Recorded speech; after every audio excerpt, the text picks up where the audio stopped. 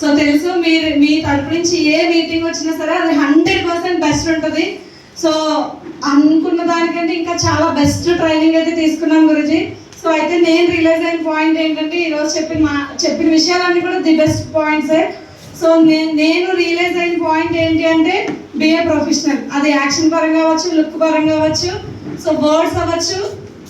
So నాలో ఉన్న minus ఏంటంటే అందరినీ కలుపుకుపోయే మనస్తత్వం గురించి. అవసరమైతే ఆ ప్లేట్లో భోజనం చేస్తాను, ఆ పక్కన కూర్చుని మాత్రం ఏదైనా చేస్తాను.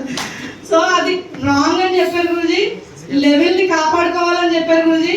సో నేను అలా చేయడం వల్లే ఈ రోజు వాళ్ళు నా మీద రివర్స్ అయిపోతారని కూడా అర్థమైంది గురించి. సో 100% నేను మార్చుకుంటాను గురించి. సో ప్రొఫెషనల్స్గా ఉండడానికి ట్రై చేస్తాను గురించి, నా లెవెల్కి తగ్గట్టు నేను బిహేవ్ చేస్తాను గురించి.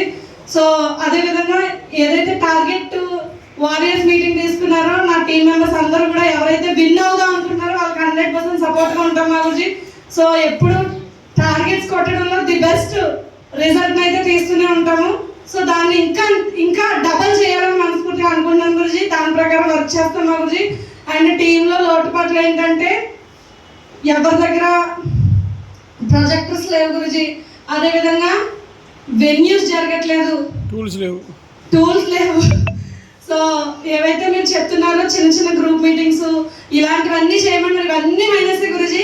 సో అలాంటివి స్టెప్ బై స్టెప్ అందరి దగ్గర ఉండేటట్టుగా పర్ఫెక్ట్ కోఆర్డినేటర్స్ని పర్ఫెక్ట్గా చేసి ది బెస్ట్ టీం అంటే లావణ్య వెంకట్ టీం అనేటట్టుగా ది బెస్ట్గా తయారు చేయాలని అనుకున్నాం గురించి. 100% కమిట్మెంట్ గురించి. మీ మెంటర్షిప్లో ది బెస్ట్ చేసి చూపిస్తాను మా గురించి 100%. ఎందుకంటే సేఫ్ షాప్ తప్ప మాకు వేరే ప్రపంచమే లేదు గురించి. కేవలం ఫ్యామిలీ పిల్లలు ఏమి పట్టించుకోని కేవలం టీమే నా ప్రపంచం. సో టీం కోసం ఆలోచిస్తాను గురించి. ఏం చేస్తే ది బెస్ట్ ఉంటారో అలాగే చేయడానికి నేనైతే ప్లాన్ చేసుకున్నాను గురించి. 100% ఈ టార్గెట్లో ది బెస్ట్ చేసి చూపిస్తాను మా గురించి. 100%